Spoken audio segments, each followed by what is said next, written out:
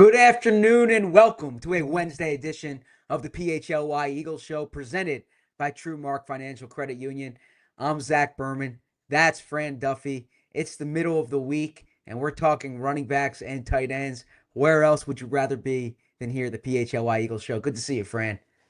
ZB, always good to see you. I feel like we have to lead the show off with how did it go this morning? How did Reed do at camp? Look, I appreciate us leading it off here. I don't say this tongue in cheek. Saquon Barkley's training camp practices are harder than Nick Sirianni's training camp practices. Wow. Um, I mean, it was hot out there Yeah. as an observer. They were going, I had to leave. Reed went with a friend afterwards. I had to leave to get back for the show. They were going 9-1, right? So, if we were doing a talk radio show during training camp and you're saying the Eagles only practice an hour, Saquon Barkley's got these kids out there for 3 hours. I say 3 hours, but I know I said 9-1. The first hour is like registration and going over the rules. But it was cool. The kids were excited. Um, I was I was back and forth on the phone watching. I did not go into the field perimeter. The I think there were certain parents who had to pay like for VIP passes to get in Mm. there. I did not do that, but it was yeah. Reed was having a good time, but he was exhausted when I left, and there was still like an hour to go.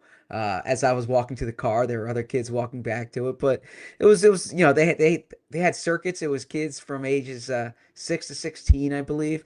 So you had a lot of different skill levels. It was cool to see people playing football. You heard the big ovation for Saquon. It was well run, but yeah, I did not.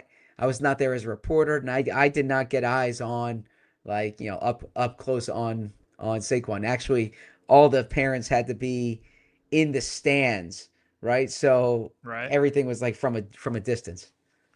Yeah. Well, it sounds like it was a good morning for it. I mean, obviously it was hot, but I'm glad that Reed was able to get some good work in this morning.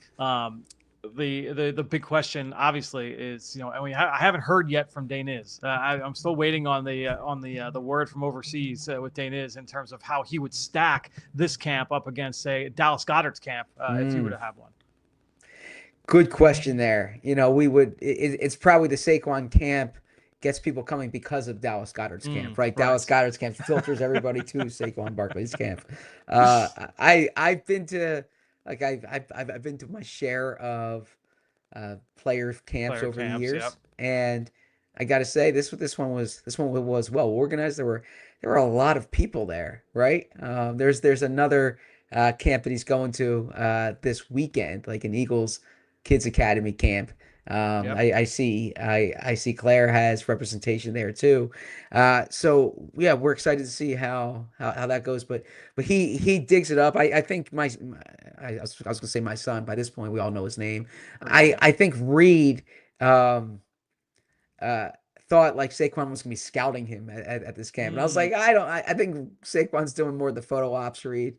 But Reed didn't. He wore his Reed Blankenship jersey to the camp, which actually he was probably I, the only one there with a Reed Blankenship jersey, the yep. black Reed Blankenship jersey, and then he changed into the Saquon Barkley camp T-shirt that comes with the admission to the camp. Well, he'll have fun this weekend, and Claire, your son will have fun this weekend too. The Eagles do a good job with the kids academy, so that should be Yeah. fun. Yeah, they're all over the place this week, and I know there's one at NovaCare, there's one down the shore. Yep. So, yeah, I'm looking forward to seeing that, and that's it was good that we started off the top of the show with some Saquon small talk because now we're gonna get right into the Saquon big talk here, which is Saquon Barkley, pretty good at football. I think we've established that. Depending on who you Defending ask. Yep. offense, defending offensive player of the year. This time a year ago, the big story was how is Saquon going to look, right? Like, Saquon going to this offense, what can you decipher from camp?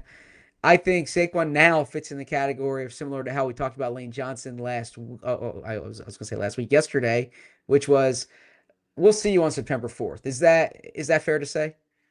I think so. I mean, honestly, I feel like just so that's just the nature of the running back position in Yeah, today's NFL. Like if you have one of those guys, which there aren't too many of them, but even I think the line of demarcation for like, all right, like feature like starting running back is probably lower than in years past. To me, like more often than not, teams are just going to put that guy on ice. Yeah, you're going to go through one-on-ones, you're going to go through drills. We know that you're going to get action in 11 on 11. We're going to see Saquon Barkley during the course of training camp, but it's not like he's going to be going full on, the tackle to the ground. I don't think sure. we'll see that really until we get to week one.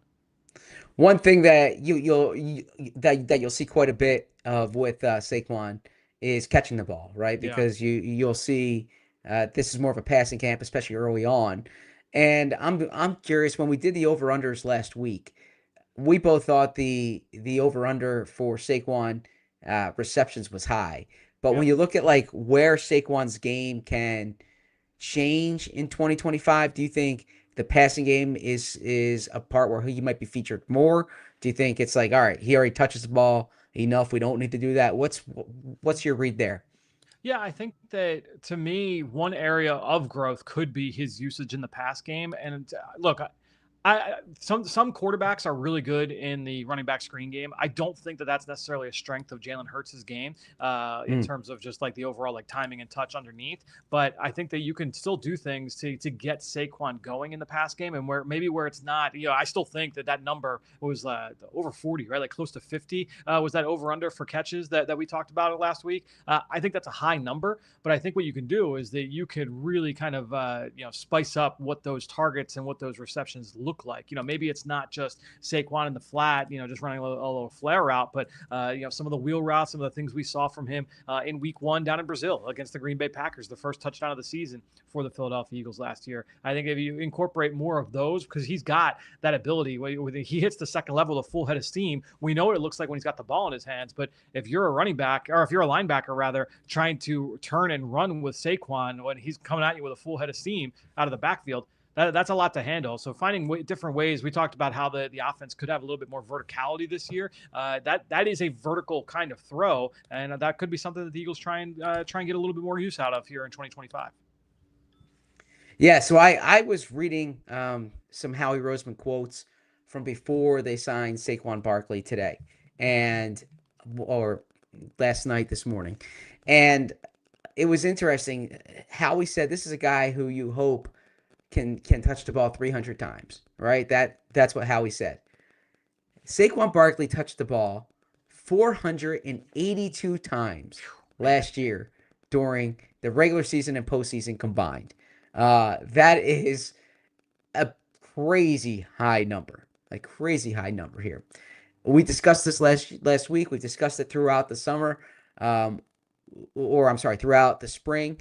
But it's going to be a talking point until the Eagles get to the season. Nick Sirianni's already heard it. What are you doing to preserve Saquon Barkley? And we discussed it during the contract as well. Yep. How concerned are you about the carryover from that many touches this season?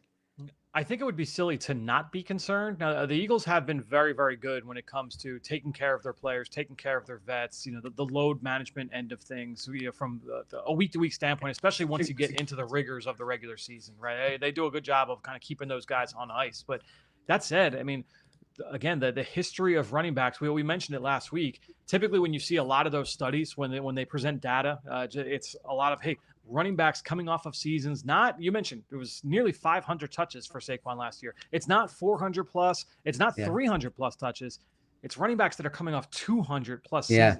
plus touches in a season. Obviously, he has more than doubled that, and so to me, it is a very precarious situation where you want to make sure you tread lightly, and so now that comes into how do you handle his body during the week? How do you prep him going into the season? But then also, what can you do to kind of help him out and really not make sure you don't waste any of these touches on him throughout the course of especially the first half of the year. You'd like to be able to get him to the second half relatively unscathed. So I think at the end of the day, they're not going to play scared, but I do think you have to play smart when it comes to trying to preserve Saquon as you go into 2025. I hate being the guy who is like assigning someone else work, especially when it's something I could do, right? I have access to all the film. I can catalog this on my own. I haven't done it. And So I am. Slacker. What's that? Slacker. Slacker. Yeah. Um, because this is a preamble for. This is a stat that I want to see introduced in advanced statistics. There's Okay. so many advanced statistics. I want to see a stat on tackles to the ground, right? How Mm. many times were you tackled to the ground? Because from talking to Saquon, but also talking to LaShawn McCoy over the years, talking to some other running backs, they really distinguish like touches and hits taken, Yep. right? Because if you're taking a ball and you're getting out of bounds, right? Or maybe you're giving yourself up or that something like that. It's not the same wear and tear as if you're getting hit really hard. We've heard Saquon discuss how actually the hardest hit he's had was when he did the backward leap, Yeah. right? Backward hurdle, and yeah, I mean he was hit in the back. It's the same thing with quarterbacks too. It's how many times are you hit hard to the ground, and so I'm fascinated to see what that number is and how they can kind of mitigate that because that is a big. When we talk about the wear and tear, a lot of it is the hits is the hits that you're taking. No, So that's absolutely. yeah. So that's really the Saquon Barkley storyline. We don't, I think Saquon's gonna be good. We established this last week. I don't think Yeah. he's gonna have the year he had last year. I don't think he's gonna have a Christian McCaffrey year where like it goes completely south, but obviously injuries are a big factor there. So we'll see how Saquon does. But the headline here was, do the Eagles have insurance for Saquon Barkley, Dallas Goedert? And this is especially relevant with the Saquon Barkley question because the top backup from last year is not back, and that's Kenny Gainwell. So probably more interesting this summer than watching Saquon Barkley will be who is the number two back. And so I'm going to pose that question to you first, and then we'll get into the players. Is Will Shipley the number two back? Is AJ Dillon the number two back? Or is there a door number three that I'm not thinking of? Yeah, I definitely lean more towards Shipley, and obviously we all know that you are the biggest Shipley fan. Outside of anybody that has the last name Shipley. I do. I think when you look around the NFL, typically there are two schools of thought when you look at how teams try to replace if they do have a bell cow, which like we mentioned there are a few of those in the NFL now. It's very rarely when you look around the league where it's a one for one replacement. Hey, Yeah. Bijan Robinson goes down, Tyler Algier steps in, and now he's the bell cow. Very rarely do we see that now. Now it's more first guy goes down, it's going to be kind of a committee type approach. And my guess is it would probably lean more towards that. I think that's where you would start to see, all right, AJ Dillon has a role. If he makes the 53, whoever, is going to be that short yardage kind of banger between the tackles. Although I will say, like, I think Shipley fared fine, in those kind of looks as we saw him in junk time down the stretch last year as they were trying to close out games. So I am interested to see what he looks like this summer. My guess is we will see a decent amount of him in the preseason. Not a lot. I don't think that they're going to, because honestly, he's an important asset. If you're Yeah. trying to protect Saquon Barkley, you need Will Shipley to be healthy. So I don't think that they're going to overwork him in preseason. But my guess is he'll work with the ones and go accordingly from there as we get into those three preseason games. Yeah, so Shipley is fascinating to me for a number of reasons here. Because if you're talking about like under the radar important Eagles, this Yeah. is an under the radar important Eagle because if something were to happen to Saquon, yeah, I agree. Shipley would probably be the first one up in terms of like the versatility that he presents. Kenny Gainwell was a Nick Sirianni favorite. That's not me Okay. saying it. Nick Yeah, that's jokes Nick that like Sirianni saying yeah, that. Nick Sirianni joked that players say it. And I don't want to come off as anti Gainwell. Gainwell was serviceable in 4 years here. Nice guy. What he wasn't was explosive, right? His career long, I believe, was 32 yards. He had five career runs of 20 plus yards in his career. He was not explosive. And I think coming out of Memphis, I'll defer to you, but there was a thought that he would be more explosive, right? That him and Memphis kind of had that joint backfield with him in there, and you thought that was going to be a little bit more. He was more kind of like your steady player. Nick Sirianni trusted him in 2 minute. He could block. He could catch. He was a fine backup. But I think Shipley provides a more explosive threat, right? Shipley was a sub 4.4 runner when coming out of the combine. He was an all-purpose player at Clemson. You saw him run, you saw him catch, you saw him return. We all saw in the NFC Championship game last year, he had the big run through the middle. Right now, I know everyone was getting theirs, so to speak, last year. But I'm intrigued by Shipley. I was intrigued when they drafted him. Howie or I'm sorry, Bo would joke that, and maybe it's not a joke, that I am overstating it when I say that he was the highest drafted running back since Miles Sanders. Uh, when he was the highest drafted running back since Miles Sanders. But look, they they spent a fourth rounder on Shipley, which they hadn't typically done. And yeah, I am expecting Shipley to be the number two back. I'm curious. We've discussed this before, but coming out of Clemson, did you think Shipley could be a starting caliber player in the NFL? Did you think he was more like an RB2 type? Yeah, I was more like RB2, RB3 type. It was to me like I thought there were some limitations there, and I could pull up the full notes, but I definitely had him as more of a backup, change of pace type of option. And look, well, I'm fascinated to see we're talking about what are some of the things that we'll be watching for. I thought that pass protection was definitely an area of growth for him where I'd like to see him get better. And that is an area where in preseason we get to see those one-on-ones with linebackers, and we'll hopefully get a chance to see some of that in the preseason as well. That is an area that I'm hoping that he can kind of pick things up. Now, I don't think that he's going to be the pure third down back for the same reasons that last year Kenny Gainwell was not the pure third down back. You want Saquon Barkley out there on third down. Not only is he a really good receiver, but also he's a really good pass protector as well. But I do think that that's an area where you want Will Shipley to take that next step as well. Now, the way I presented it to you was Will Shipley or AJ Dillon. AJ Dillon is kind of an under the radar signing here in that you don't know if he's going to be on the team, but there's a chance that he could have a good role on the team. AJ Dillon's been a good running back, like a fine running back in the NFL. 597 carries, 2,428 yards, 16 touchdowns over 4 seasons with Green Bay. Him and Aaron Jones had that thunder lightning combination. He was also a fairly productive pass catcher too. 34 catches in 2021. And he was somewhat reliable in the pass game. He did not play in the NFL last year because of a neck injury. Yep. He was cleared to play. The Eagles signed him early in free agency. There's an opportunity here. It's a lottery ticket signing, but he's still young, right? I mean, he's 27 years old. He just turned 27. He was a second round pick, real good player at Boston College, and brings something that the Eagles haven't had, which is that big, bruising, physical running back. He's listed at 6 foot, 247 pounds. We all know the quad competition between him and Saquon. Do you have any expectations for AJ Dillon going into the summer? I think that the big thing is we've seen that it's not just the Eagles, but because this happens all around the NFL, you have these vets that are sign these 1-year deals, a prove it type of contract coming off of an extensive injury, and it's this guy just he doesn't have it anymore, or the injury just proved to be too much.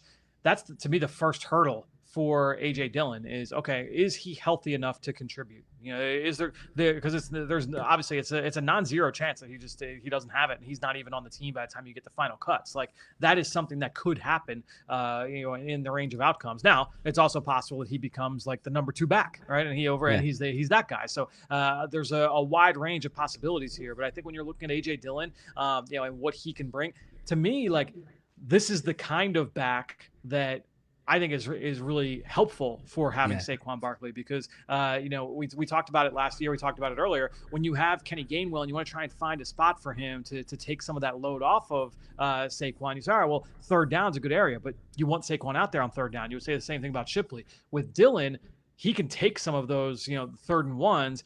He could take 1st and 10, 2nd and 5, and he can be that kind of he could be that kind of hammer to take some of those big hits. You talk about like hits to the ground. let AJ Dillon be the innings eater that way and eat some of that contact up, so that Saquon can be a little bit more fresh when it comes to later in the game. Yeah, you're right. I mean, I have AJ Dillon on my 53 right now. Again, it's not a guaranteed spot. You need to see how he recovers. But I'm intrigued to see AJ Dillon in the preseason games more than anything else. Like Yeah. I don't think he's the type of player who if he gets the ball in a training camp practice, you're like, ooh, there's AJ Dillon, right? You want to see him break tackles. You want to see him run between the tackles. Certainly, you would like to see some juice from him as much as there is from a 247-pound back. But I think this is more of a preseason type question, and especially how does he recover from getting hit, because that is an injury Yeah. that you cannot dismiss. So if AJ Dillon does not make the team, who will that third running back be? Fran Duffy will answer that question after these messages.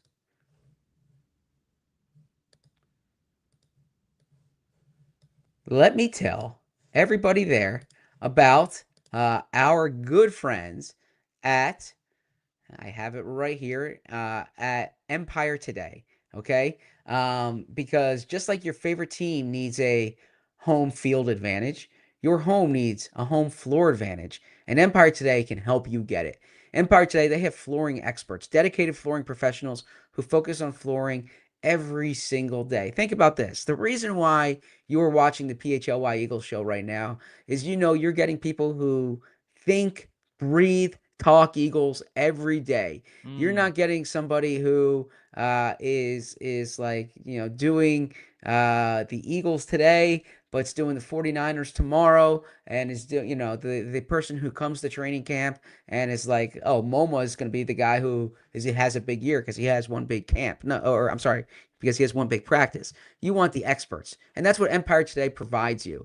If you go to the big box store, you're getting someone who was maybe on light bulbs yesterday or sinks. No, you want people who are focused on floors. Empire Today is the best bet for a new floor. Their flooring experts bring the showroom right to your home. Pick the right floor and the right color for your space. See how it looks with your furniture in your house. Get precise measurements taken and have all your questions answered so there are no surprises. Schedule a free in-home estimate today because some things are just better at home. PHLY listeners can receive a $350 discount when using promo code PHLY. Yes, you heard that right. A $350 discount with code PHLY. Restrictions apply. Visit Empire Today/PHLY for full details. All right, Fran, here's an impression of me from yesterday. Okay.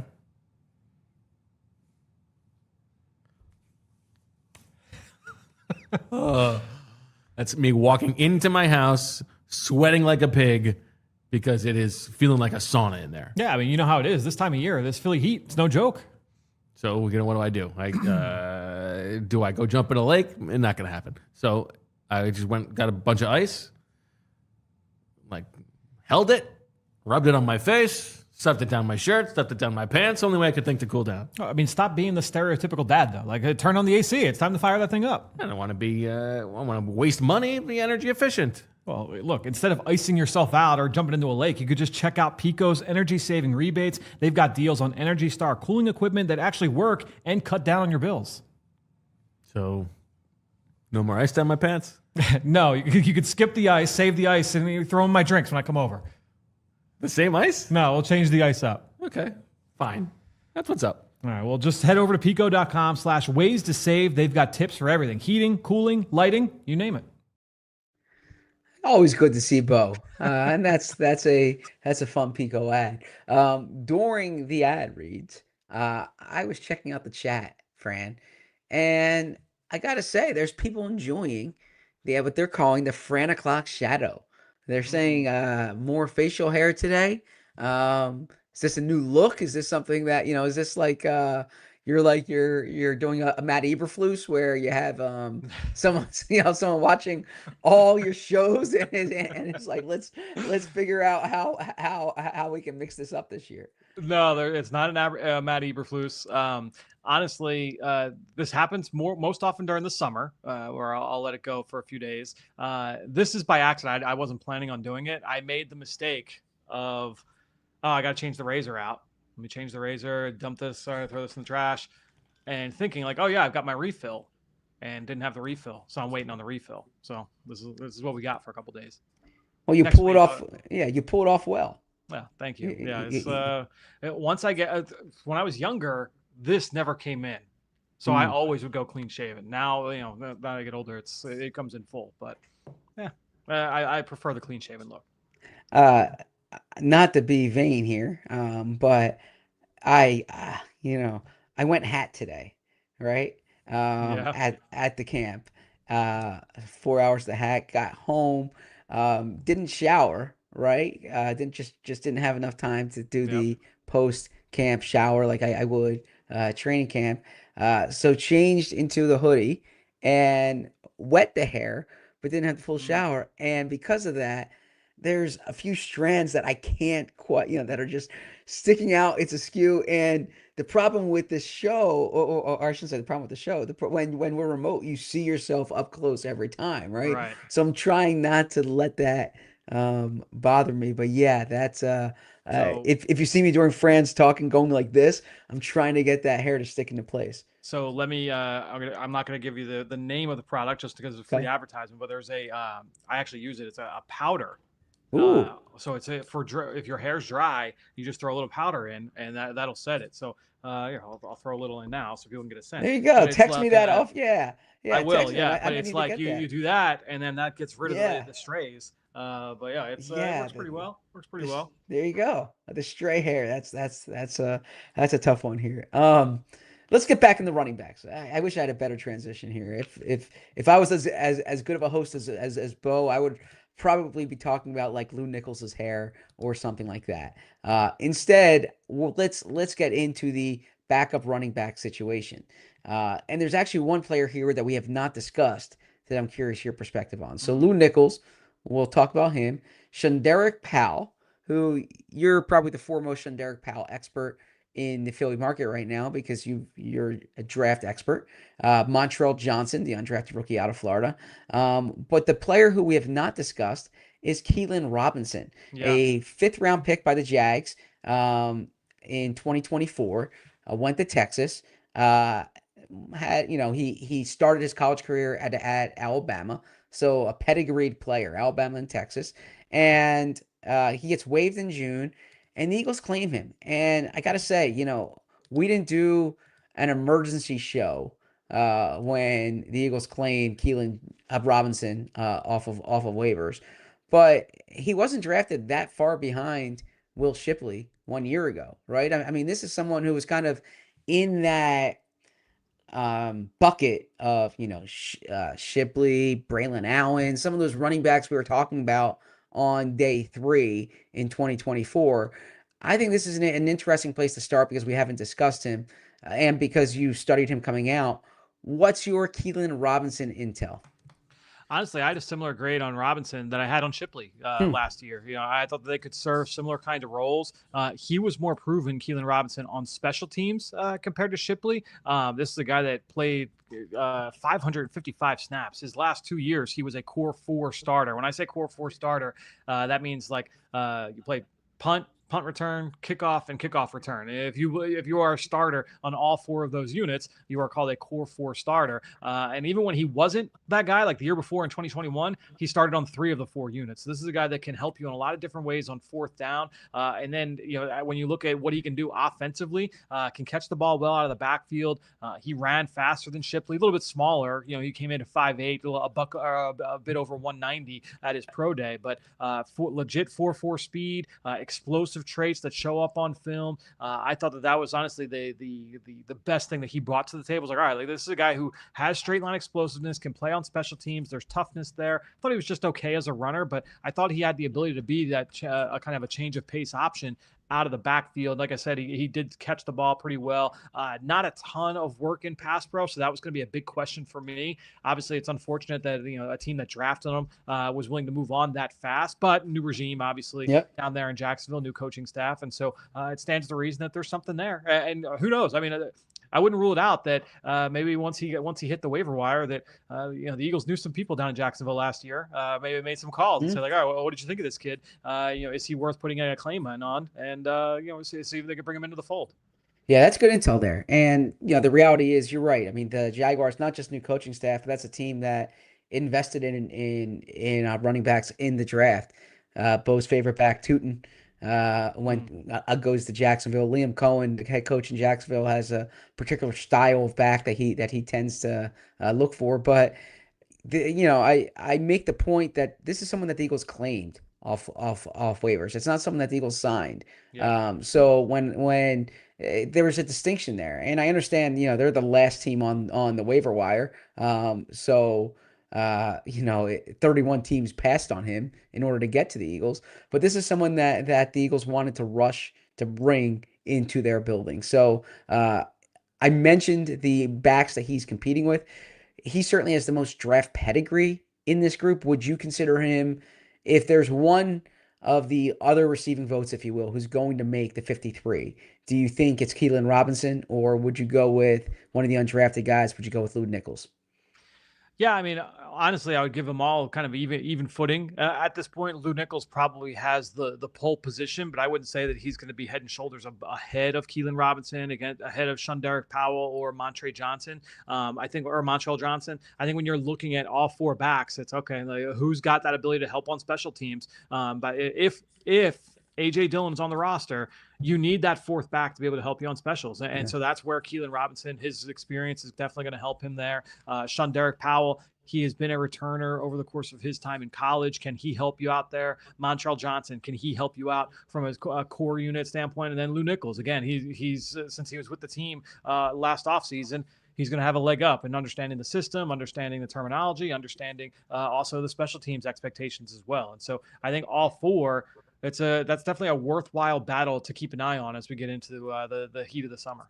And I'm glad you referenced the special teams component of it, because running back's one of those. It's probably one of the few positions where you don't read too much into the preseason games, because the preseason performance is typically not how a player would be used in if they make the 53. So we've seen guys in the past, like Henry Josie, for instance, pick up yards in the preseason game. But when you're talking about the 53, it's like, all right, can he cut? If he's not the returner, is this a guy who can cover kicks for you? Is this, as you said, a core four guy? So, like there very well might be a Montrell Johnson or Shunderick Powell who has a big run in the preseason, but that doesn't move the needle as much as like what's the utility on the team. It can help you with practice squad. I don't think it helps you with the 53. And that, again, that's how Corey Clement made the roster in 2017. That's how we. I shouldn't say we all. Maybe you might. I'm sure you've seen it, but like I remember the America's Game, the NFL Films film on the Denver Broncos when they won the Super Bowl. What was that, '97? With Terrell Davis like running down on kickoff and making a tackle early on in his career, and it's like and that's when that he won people over with that. You kind of need that fourth back if he needs to be able to have an impact in that area of the game. And then one other player who we didn't talk, who we did not talk about. I don't know if he's a running back or not, but that's Avery Williams, and he's kind of the versatile piece. Would you he's probably the one who's like competing with a Keelan Williams in terms of being that core four guy. Would you put Avery Williams among the running backs here, or do you think more likely a wide receiver? Or? Yeah, I mean, that's my guess is that he'd be more with the running backs, but that remains to be seen. I guess we'll get a sense of it. If he's working off the side with the specialists all day during practice, or if he's going to be on offense or defense or both or what. But he has worked out at corner. He has worked out on offense at the skill positions, not just in the NFL but in college as well at Boise State. And so that is going to be very interesting. Well, what's your gut tell you there? Yeah, I mean, I'm expecting Avery Williams to be on the team, but he's been hurt. He was hurt all spring, so we really didn't get a chance to see him. And yeah, this isn't a guy who's guaranteed to have a spot. I think he'll probably be more among the wide receivers, but it's a gadget player. So to talk about former Jaguars draft picks, it's kind of like Denard Robinson, right? It's like he's an offensive weapon, right? It's not designated running back, designated wide receiver, but I would probably lean more toward the wide receivers, although I don't say that with like the utmost certainty either. Yeah. Uh, I think so that's fair. so we combined running backs and tight ends in this show. And it's like, how do you transition from running back to tight end? Well, there's one way to do it, and that is to look at, is there a position that combines the elements of running back and tight end? And in the past, we haven't talked about that position. Today we are, and that is fullback. Okay? Because we are talking about a fullback here going into training camp for the first time probably since 2012, 2013, Stanley maybe Feely, 2016. They considered it in 2016, but not really. Emil Um, Iguanu. yeah, well, yeah. So that was the Emil. He was the 13 camp, and when they abandoned that, and Doug talked about bringing him back and bring back tight end. Oh, I'm sorry, bring back fullback. Never really took. Yeah. And then you're finally kind of seeing it now. By the way, really good interview that I read over the weekend on Go Long TD, Tyler Dunn's Substack. He did an interview with Kahari Blossomgame, and I thought there was some good insight there. So make sure you check that out. Blossomgame, of course, was the fullback last year, and the player he replaced was Ben Van Sumeren. Ben Van Sumeren recovering from a season-ending injury. He's back. He was a linebacker last year before the Eagles moved him to fullback, and he kind of played both. I think now he's more fullback than he is linebacker. Also, special teams player. Someone who has good athletic traits. Someone who the Eagles found an increasing role for him last year before the injury. Do you think Van Sumeren is on the 53 if he's healthy? And what do you want to see from Van Sumeren at training camp this summer? I actually do. I do think he's on the 53. There were some people that were really excited about him, right when he got hurt. Yeah, I think that there was juice built in there. Again, keeping it, understanding he wasn't going to be an 8 touch a game player or Yeah. anything. But I think people were excited about what he was bringing to the offensive side of the football. And so his injury was untimely for him last year. But I think when you're looking at him, my expectations are that he would be on the team. Now, you want to see what he looks like coming off the injury. And, are there other guys that, kind of take that roster spot? But when you're looking at, who is competing with Keelan Robinson, Yeah. That's a guy, Ben Van Sumeren. Like, yeah, he's going to be a core special teamer. He is going to be competing with Robinson and others for one of those final spots on the roster. And I'm putting you on the spot here. You didn't prep for this, so I apologize. But like, what's that? How's that work in the scouting process? Because he does have running back in his background. Yeah. Yep. Is it the type of thing where the scouts are saying like there's a chance he could be a two-way guy, or is it the type of thing where he gets in and it's like they're looking for volunteers? Did they? I know they didn't sign him with the intention of him being a fullback, but Yeah. I imagine that this isn't something that like came as a surprise to some of the people who scouted him in the Midwest.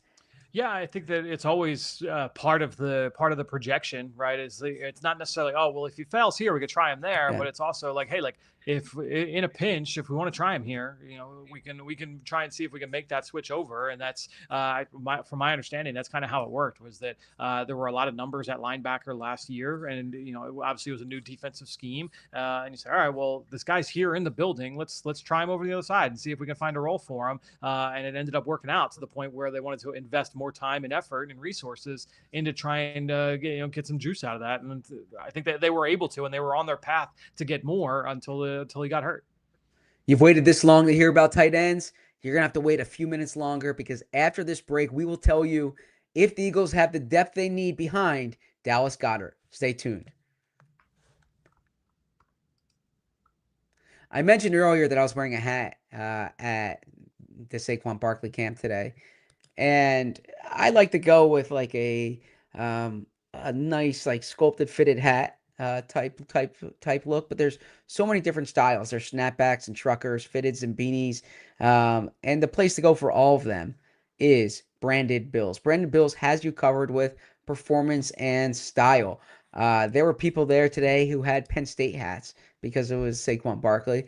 And go to Branded Bills right now for their partnership with Penn State as part of their campus collection. If you're looking for some gear to make your brand stand apart from the crowd, Branded Bills has you covered with the best custom headwear. Start your order and their dedicated team will help you create the exact custom apparel that you need. Head to brandedbills.com and use code BBPHLY for 15% off your first order. And we'll now hear from our friends over at Bet365. And we know, look, we're in the middle of the summer, and that means that we've got no NHL, we've got no NBA, we've got Major League Baseball covering us. But I mean, Zach, there's a football game this month. We've got we got a Hall of Fame game coming up. So if you want to make sure that you're ahead of the game, not just from a baseball standpoint, but also the live action and preseason. If you're someone that your alarm bells are going off, we know whatever the moment, it's never ordinary at Bet365 because Bet365 got 90 million users worldwide. They live stream 780,000 events each year. You've got those early payout offers that you could take advantage of. They pioneered live in-game betting over at Bet365, and they offer the widest range of games and markets available for those live in-game bets across 78 different sports. New customers now get $150 in bonus bets when you bet just $5. Win or lose, you sign up, use the code PHLY365. You deposit 10. You place a bet for 5, you get 150 back in bonus bets. Again, win or lose. So again, that's the breaking news here from Bet365. New customers, you get that $150 in bonus bets when you bet just $5, and it doesn't matter whether you win or lose. Sign up, use that code PHLY365, deposit 10. Place a bet for 5, and you get 150 back in bonus bets. Bonus bets can be used on the spread, totals, player props, futures, and more. Whatever the moment, it's never ordinary at Bet365. Must be 21 or older and physically located in PA. If you or someone you know has a gambling problem and wants help, call 1-800-GAMBLER. So another year here, watching Dallas Goedert in training camp. You've done this now every summer since 2018. Seeing Dallas Goedert in training camp. And it looked like that might not be the case this year. That is the case this year. Dallas Goedert's back. Did you know, and I'm going to give credit to our friend Jimmy Kempski here when I was reading something from him. I didn't put this together until I saw it in his piece. Dallas Goedert was the Eagles' leading receiver during the postseason. I knew he had a good postseason. I didn't kind of put that together. But that Dallas Goedert comes back. Probably his last year with the Eagles. They find resolution post-draft. Yep. Probably a similar type of thing where, all right, we'll see you on September 4th. But I think he's a player who could have a good summer. Jalen certainly looks his way during these training camp practices. Yeah, I think when you're looking at Dallas Goedert, my expectations are that he's going to continue. When he's out there, he's one of the best tight ends in football. And so that would be my expectation. I agree with you. It's going to be one of those things where, we're not necessarily going to be looking for, is he having a good camp or not?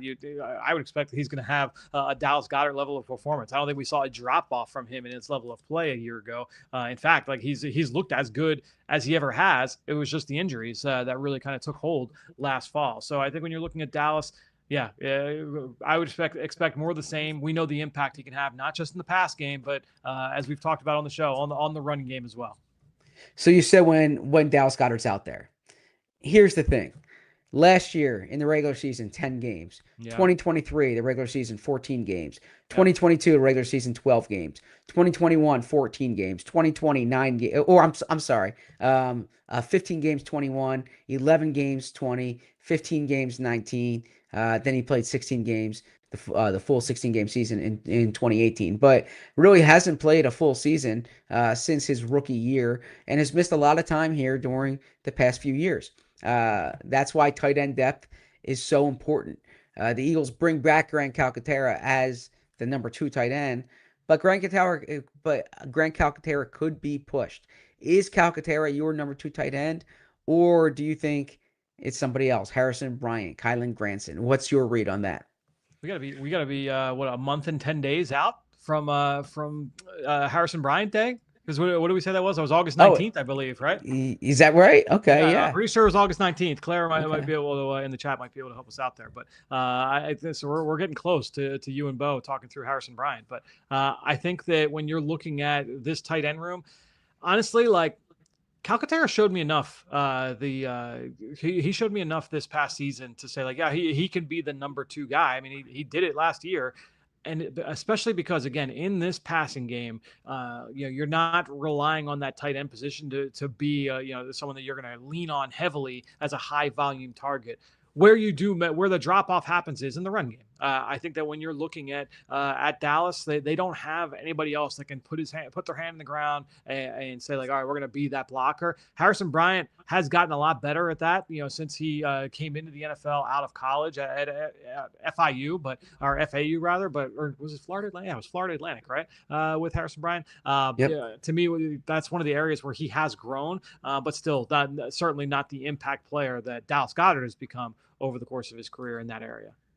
Yeah, good point. And Harrison Bryant, yeah, it, he is like he's intriguing to me because I liked some of what he did in Cleveland, and I thought it was just a tough situation in Vegas last year. He signs there to be Michael Mayer's number two, and then what happens? Michael Mayer, the Eagles draft. Oh, I'm sorry, the Raiders draft Brock Bowers, essentially blocking Harrison Bryant from having the year that he thought he was going to have. I do think he's going to push Calcaterra. Now Calcaterra has been good as the Goddard replacement. Hasn't been as effective as a blocker, as Professor Shellman pointed out. Yeah, And as you pointed out, I think that Washington game last year really stands out, right? But between him and Rodgers. yeah, That was a rough wait. but he's shown that he can catch the ball. He has a background with Jalen Hurts, of course. I'm still putting Calcaterra as the favorite to be the number two, but Mm. it's probably a similar type of thing to the running backs where you're looking at almost like a tight end committee between Calcaterra and Harrison Bryant. Or could it be Kylen Granson? And Kylen Granson, Howie Roseman kind of talked about the Trey Burton qualities to Kylen Yep. Granson. Do you see that? And do you see Colin Granson as a guy who can push here? Yeah, I think Granson is a player that I would not factor out of this equation at all. I forget whatever game it was where it was discovered that you and Bo were of like minds when it came to Yep. Harrison Bryant. I was more on the Kylen Granson end of it, just because of what that upside could be in the pass game and some of the things that you can do with him as that move piece at the position. You mentioned Trey Burton, like he's that kind of body type, skill set, but he's not going to be, he's a certain kind of blocker, right? He's a guy that you want to try and use on the move in that way. But I would say he's similar to Calcaterra. So I think when you're looking at like skill set wise, there's going to be a drop off there. I think when we were doing this show last year, maybe it was the undrafted rookie show, and we spent 10 minutes on McCallum Castles, right? Who got hurt, didn't really factor into it, right? The Eagles didn't really have much tight end depth last year. There was the Albert O of it all, as Bo would say, and caused Bo a lot of grief and strife in the Eagles letting Dylan McMahon go for Alberto. But the Eagles have brought in some players with draft pedigree here behind them. So, and it's probably a stretch to say players. Player is what I would say, and that's Cameron Latu, a 2023 third round pick out of Alabama. He kind of took the San Francisco it's actually probably San Jose Airport, if I'm being honest with you, because where they are. Yep. The San Jose to Philly flight, the same one that Ty Davis Price took and Trey Sermon took, Danny Gray took. If you're a third round pick, fourth round pick by the 49ers, you're bound to play under Howie Roseman, in Philly for Howie Roseman at some point here. Cam Latu, I actually liked him coming out of Bama. There were some flashes there when he was at Bama. Clearly didn't work when he was in college. But I thought the spring, there was the play that stands to mind that there was a Kyle McCord pass to Latu, also Nick Muse, who we'll get to. But is there juice there? Is he someone who can push for the number 3 job? Yeah, I mean, I've never really seen it with Latu personally. Okay. He was like outside my top 15 of tight ends. That year, that was one of the more surprising draft picks in 2023 for me. Was when they took him in the third round, San Francisco.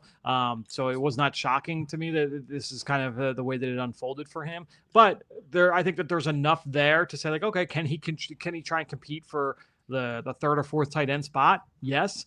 Is he going to unseat the guys that we've already talked about, and Van Sumeren, because that's the other thing too, is that Van Sumeren is going to, he kind of plays a part here with the numbers game when it goes in, when we start talking about the 53-man roster at the end of August.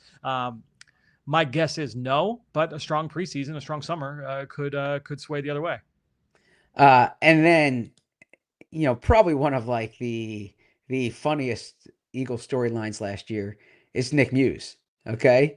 Nick Muse doesn't have to go through training camp with the team, doesn't have to go through the season with like the rigors of the season.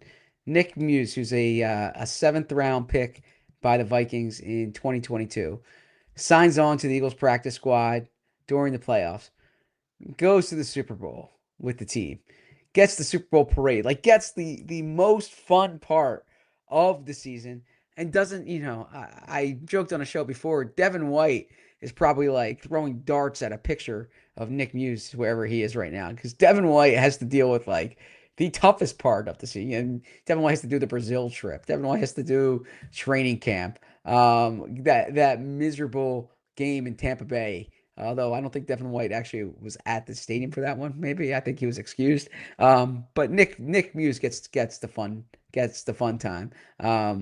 Nick Muse showed a little juice in the summer. I'm sorry, in the spring. What do you think of the former South Carolina Gamecock? Yeah, I mean, there's to me like I had him in the same bucket as a lot of these guys that we're already talking about, where it was like, all right, like third or fourth tight end can play a role for you, but didn't necessarily move the needle for me. He was an older prospect when he came out, and didn't really put up huge numbers if memory serves until a little bit later in his college career. But I think when you're looking at what he can bring to the table, again there's something there. But we're all these guys. I think when you're looking at when you're looking at this entire group of Nick Muse, Latu, Harrison Bryant, and then one of the darlings of last spring, E.J. Jenkins and Kylan Granson, all those guys are competing for 2 spots max, maybe one spot if you think that Van Sumeren gets grouped in with that group. Because I mean, my guess is like when we get to individual drills, like, do you think Van Sumeren is working with this group, or do you think he's working with the running backs? Like, is he going to be with Singleton, or is he going to be over with with Jason Michael? Good question. My guess is he's with Michael. Yeah, I would guess with Michael too, just because the blocking component too. Yeah. You want to see him block more than you want to see him run. Right. But yeah, that's a good point. And you mentioned E.J. Jenkins. I was saving him here because this is where I've been boified, in that I've liked talking to E.J. Jenkins. I've watched E.J. Jenkins practice. I've watched E.J. Jenkins play. I saw E.J. Jenkins have that touchdown against the Giants in Week 18.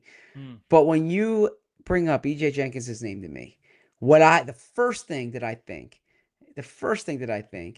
is our friend Matt Quinn from Mount Joy singing the tight end song. And so E.J. Jenkins, who is part of the show's lore because of that, but E.J. Jenkins is someone who was with the team last year, contributed on special teams, a converted wide receiver. What's your sense on E.J. Jenkins, and should he have been the first guy I mentioned in this group? No, I don't think that he needed to be the first guy mentioned, but I think that when you look at what he brings to the table, it's probably closer to the Kylan Granson, level of like, all right, he's going to be pass first, backup tight end, move player, not necessarily going to consistently win at the point of attack in the run game, but can bring you value as a pass catcher on the run. And so, can he outperform those guys? Special teams is going to be big for everybody in this part of the conversation as well. So who can make a dent in those battles? Covering kicks and helping out on the punt team. So I think when you're looking at all of that, that's where it starts to really come into play. So, is this? I want to ask you this too. This is in my notes here. Is this an under the radar trade possibility for the Eagles? Could they look for a tight end 2 via trade? I don't think it would be a tight end too. Okay. So let me ask you this. Do you think it's more likely that they add a vet? I'm going to answer your question with the question. More likely that they add a vet tight end, or more likely they add a vet running back? Because I actually think that the running back is more likely only because of the questions around AJ Dillon. Like if Dillon just doesn't have it, and you have to move on fast, then you're probably going to your short list there with whoever the top running backs are available. I think more likely for a vet tight end, if I'm being honest with you. Yeah. Because I think you're more likely to carry an undrafted rookie as your third running back than I think they're, yeah, I think they're trying to. I know there's this glut of tight ends, and they didn't lose to that position; they added to that position. Right. But there's no one there who I think is like surefire to make the team. And I think they're also, the only tight end who signed beyond this season is Cameron Latu. So this is a position that the Eagles are thinking about long term. And look, I have a type. Okay. This is where Kyle Pitts comes in, huh? Not mentioning Kyle Pitts here. This is not Kyle Pitts, Fran. This is someone else who, if you read my mock drafts in the past, you would know this is someone who I liked. If you follow recruiting rankings, this is someone who I liked. If you just look at if people say, I'm not saying everyone says this, people say that Howie and I tend to think similar on prospects sometimes, right? People do say People say that. People say that. Some people might not say it, but some people say it. So let's look at size, relative speed, big time school, draft pedigree, recruiting ranking, and a chance that maybe he's being phased out with the team that he's on right now. The name that I'm talking about is Darnell Washington from the Pittsburgh Steelers. They bring in Jonnu Smith. You're looking for that blocking tight end. You're looking to keep this Georgia connection. Darnell Washington, come on down. Am I wrong here, Bo? Oh, I'm sorry, Fran. Am I wrong here, Fran? Sorry.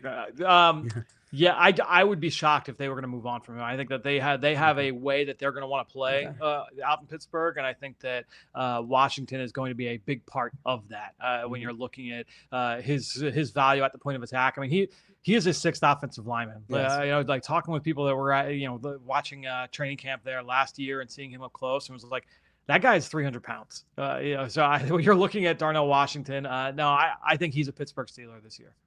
Okay, so there, I was. I'm sorry to burst your bubble. Yeah, I mean, Darnell Washington is like, he's the. I'm surprised I didn't take him in the 32 team draft. I mean, I've been bullish on Darnell Washington going back to when he was.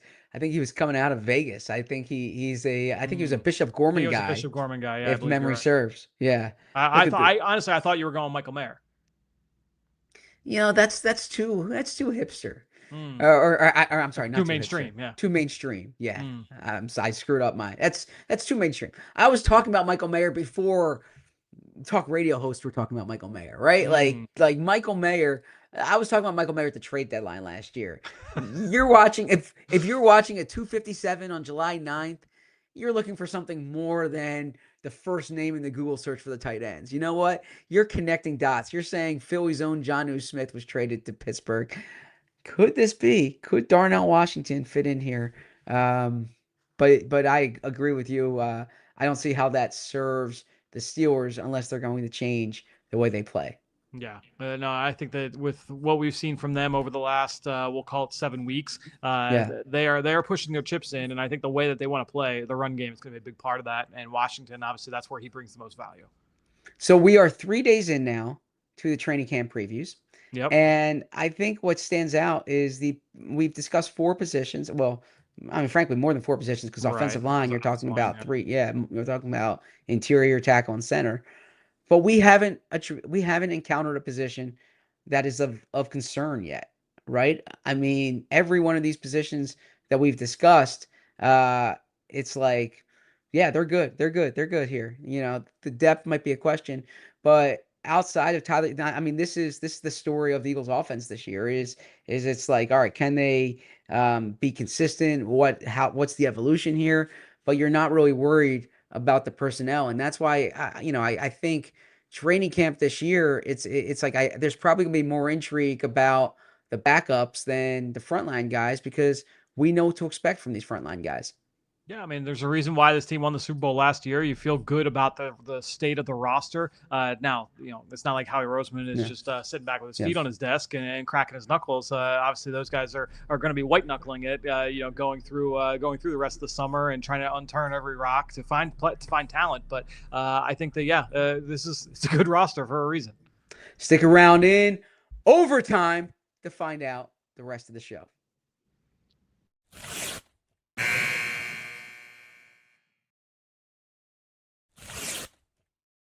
That made no sense to find out the rest of the show. To find out what we'll talk about for the rest of the show, which is tomorrow. We are back in studio. It's gonna be good to see you in the flesh. I'll see if that if you shave or if you keep it rolling here.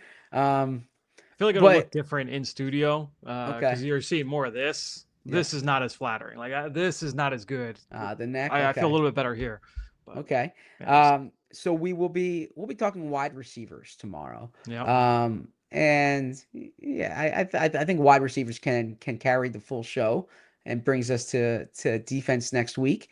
And Friday. But wide receivers will be the topic tomorrow. So we will discuss A.J. Brown. We will discuss Devontae Smith. We will discuss a potential Jahan Dotson breakout, or not breakout, but improvement. Yeah. But then who's behind Jahan Dotson? You'll get Fran's insight on Johnny Wilson and Nia Smith. Can Terrace Marshall have a little renaissance here? Can he be the reclamation project? So should be a fun show tomorrow, especially for the fantasy football fans out there. Yeah, and hopefully, that crew got a little bit of value out of this one as well. But this is, like I said, I mean, it's a good roster, and it's gonna be a fun summer. Just kind of charting some of these storylines that we've talked through, especially when you get into the back end machinations of the depth chart and trying to narrow it down from 90 to 53. I'm remiss to say that it is Wednesday. The Eagles will be practicing 2 weeks from today. They will be on the field at NovaCare Complex. They'll probably practice shorter than Saquon Barkley had the kids out there today. Yeah. But it'll be fun. We can't wait here on the PHLY Eagles Show. But we will be back tomorrow and Friday and every day, every Monday to Friday before training camp. So make sure you check us out 2 o'clock tomorrow. Until then, Ethan did a great job producing the show. Thank you to Ethan.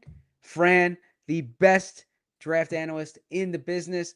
Eagles analyst as well. Thrilled to have him here at ALLCITY. I'm Zach Berman. If Bo Wolf were here, he would tell you, as always, we love you. I will say we'll do better tomorrow. Thanks for watching. We all silly like the mayor.